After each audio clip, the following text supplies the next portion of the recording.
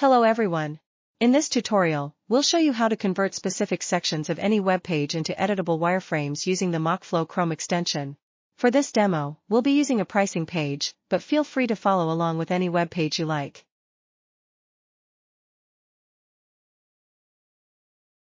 Start by opening Chrome and clicking on the MockFlow Chrome extension icon in your browser toolbar. Once the sidebar appears, select the Page Sections to Wireframes option. Now, hover your mouse over the web page. Different sections will automatically highlight as you move your cursor. When you see the section you want to convert, go ahead and click on it. This selects the section, and you'll then see a Convert button.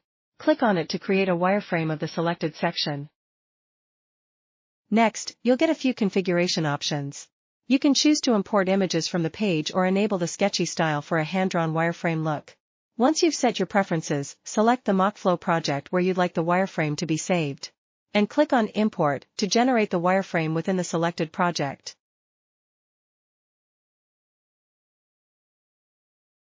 After importing, the selected section appears as a fully editable wireframe inside your MockFlow project. From here, you can modify the layout, adjust components, or style it further to match your design needs. If you haven't installed the extension yet, it's super easy. Just head to the Chrome Web Store, search for MockFlow Wireframe Pro, click on it, then hit Add to Chrome and confirm by clicking Add Extension.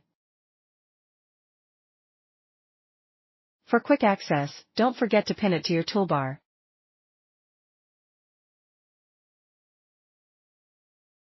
With MockFlow Chrome Extension, wireframing becomes fast and fun.